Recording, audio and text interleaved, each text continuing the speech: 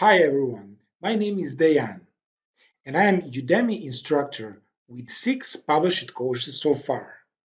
But just so you know, I started recently with this course creation.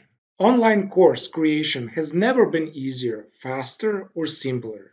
But creating a bestseller on Udemy that reaches a wide audience and has impact and makes you real money, it's very difficult. This is why I took this course because it's designed for people who are really serious about their online instructor careers as I am.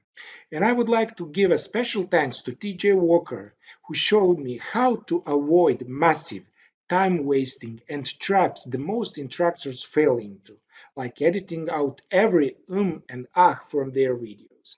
Now I understand that I should focus on highly strategic elements that will make future courses stand out in the marketplace. So I learned how to develop a strategy for creating a bestseller course, how to increase their efficiency and speed at producing more courses for less time, and how to avoid time-wasting distractions that consume other Udemy instructors, how to increase their odds of creating a bestseller online course, and how to improve all online courses creation skills.